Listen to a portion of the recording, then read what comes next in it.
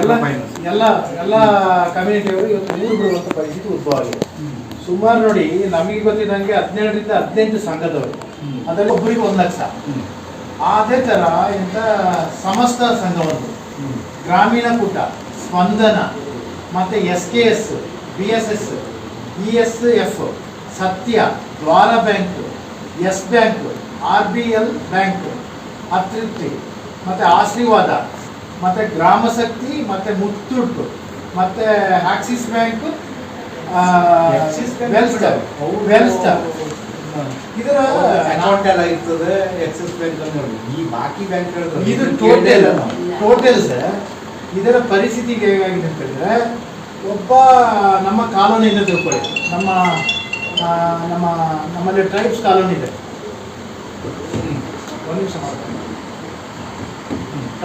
Tribes colony ಇದೆ, ಮತ್ತು ಬೆಳ್ಳಿ ನಮ್ಮ ಪಂಚಾಯತ್ ಹೇಳ್ತೀವಿ ಬೆಳ್ಳಿ ಕಾಲೋನಿ, ಮತ್ತು ದಾಸವಾಳ ಗುಳಿಗ ಗ್ರಾಮ ಅಂತ ಹೇಳಿದೆ, ಮತ್ತು ಮೀನುಪಲ್ಲಿ ಹಾಡಿ, ಮತ್ತು ಕಾವೇರಿ ಕಾಲೋನಿ ನಮ್ಮ ಗ್ರಾಮ ಪಂಚಾಯತ್ ವ್ಯಾಪ್ತಿ 1 ವಾರ್ಡ್.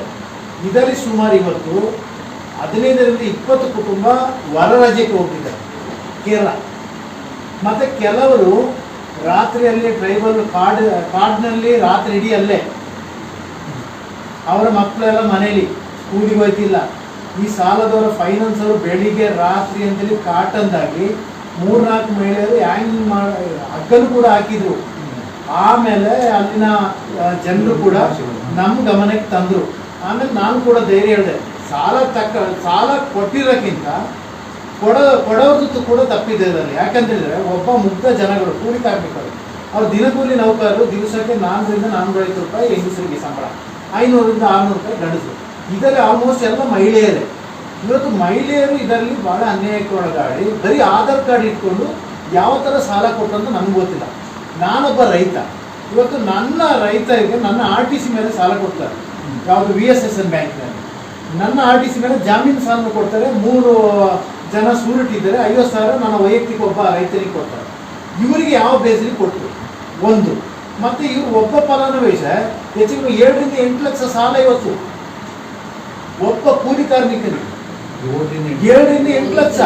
ಅನಂತರ ಒಂದು ಟೀಮ್ ಮಾಡ್ತಾರೆ ಇವರು, ಒಂದು 7-8 ಜನಗಳು ಸೇರಿ ಸಂಘ. ಈಗ ನಾವೇ ತಿಳ್ಕೊಳ್ಳಿ, ನಾವು ನೀವೆಲ್ಲ ಒಂದು ಸಂಘ ಅಂತ ತಿಳ್ಕೊಳ್ಳಿ. ಒಬ್ಬ ಬರ್ತಾನೆ, ತಲೆ ಕೆಡಿಸ್ತಾನೆ, ನಿಮಗೆ ಅದು ಮಾಡ್ಬೋದು ಇದು ಮಾಡ್ಬೋದು ತಗೊಳ್ಳಿ, ಎಷ್ಟು ಪರ್ಸೆಂಟ್ ಅಂತ ಏನು ಮಾಡ್ತೀವಿ. ಸಾಧಾರಣ ವೆಹಿಕಲ್ ಲೋನು 13% ನಾವು ನೋಡಿದ್ದೀವಿ, ಇವ್ರದ್ದು 25% ಬಡ್ಡಿ.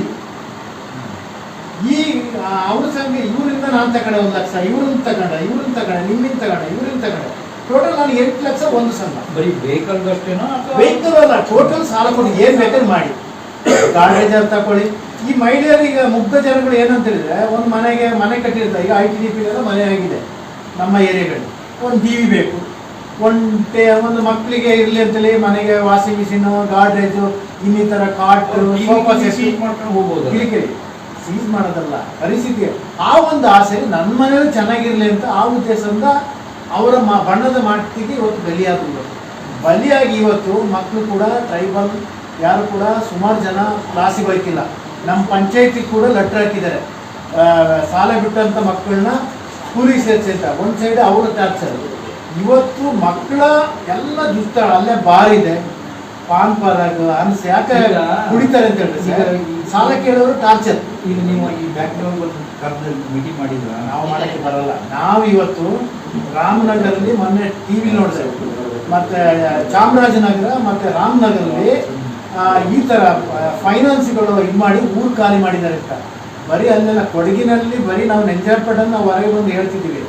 ಆಲ್ಮೋಸ್ಟ್ ನಮ್ಮ ವ್ಯಾಪ್ತಿಯಲ್ಲಿ ಕೊಡಗಿನಲ್ಲಿ ಬಹುತೇಕ ಗಿಡ್ಡಳ್ಳಿ ಇರ್ಬೋದು, ಬಸವನಹಳ್ಳಿ ಇರ್ಬೋದು, ಎಲ್ಲ ಕಮ್ಮಿಬಾಳೆ ಪಂಚಾಯತ್ಗಳು, ಹೊಸಕೋಟೆ ಪಂಚಾಯತ್ಗಳು ಕೂಡ ಸುಮಾರು ಈ ಪ್ರಾಬ್ಲಮ್ ಇದೆ.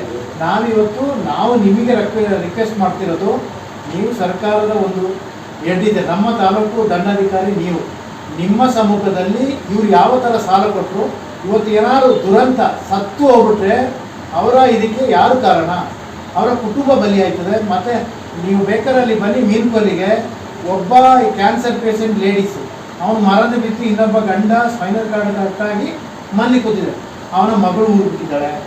ಮಗ ಇಬ್ಬರು ಕೂಡ ಸೊಸೆ ಇಲ್ಲ, ಮಗ ಇಲ್ಲ. ಇವರಿಗೆ ರಾತ್ರಿ 12 ಗಂಟೆಯಲ್ಲೂ ಕೂಡ ಈ ಫೈನಾನ್ಸರು, ಈ ಸಂಘದವರೆಲ್ಲ ಟಾರ್ಚರ್. ಕಟ್ಟು ಸಾಲ. ಇವ್ರು ಎಂತಲ್ಲಿ ಕಟ್ಟೋದು?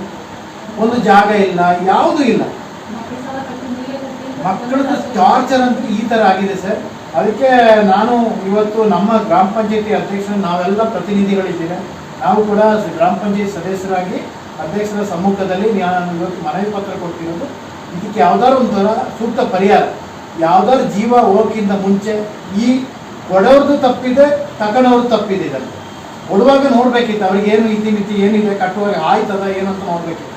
ಇವತ್ತು ಜೀವ ಏನಾದ್ರು ಹಾನಿ ಹಾಕಿದ ಮುಂಚೆ ನೀವು ಕೂಡ ನಮ್ಮ ತಾಲೂಕಿನ ದಂಡಾಧಿಕಾರಿಗಳಿದ್ದೀರ, ನಿಮ್ಮ ಥ್ರೂಲಿ ಸಂಬಂಧಪಟ್ಟ ಸರ್ಕಾರ ಇವ್ರಿಗೆ ನ್ಯಾಯ ಕೊಡಬೇಕು. ಮತ್ತು ಅಲ್ಲಿ ಎಲ್ಲ ಜಾಗ ಮಾಡಿ ಹೋಗುವ 2-3 ಫ್ಯಾಮಿಲಿ ಜಾಗ ಮಾಡಿ ಹೋಯ್ತಿದ್ದಾರೆ ಸರ್. ಮತ್ತು ಈ ನಮ್ಮ ಆಡಿನೂ ಕೂಡ ಸುಮಾರು ಜನ ಖಾಲಿ ಆಗಿದ್ದಾರೆ. ನಾಳೆ 2-3 ಹೆಂಗಸರು ಕೂಡ ಹ್ಯಾಂಗ್ ಮಾಡ್ಕೊಂಡು ನನಗೆ ಹೇಳಿದೆ. ಅದಕ್ಕಿಂತ ಮುಂಚೆ ಅಲ್ಲಿ ಎಲ್ಲ ಜಾತಿಯಲ್ಲೂ ಕೂಡ ನ್ಯಾಯ ಕೊಡಿಸುವಂಥ ಜವಾಬ್ದಾರಿ ನಿಮ್ಮಲ್ಲಿದೆ. ನಿಮಗೆ ನಾವು ಒಂದು ಮನವಿ ಪತ್ರ ಗ್ರಾಮ ಪಂಚಾಯಿತಿಯ ಸಮ್ಮುಖದಲ್ಲಿ ನನ್ನ ಜವಾಬ್ದಾರಿ ಇದ್ದ ಕಾರಣ ನಿಮಗೆ ಕೊಡ್ತಿದ್ದೀವಿ.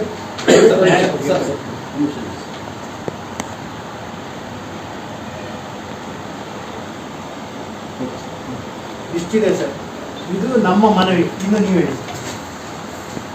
ಇದನ್ನು ನಾವು ಜಿಲ್ಲಾಧಿಕಾರಿ ಗಮನಕ್ಕೂ ತರ್ತೇನೆ. ಇನ್ನೊಂದು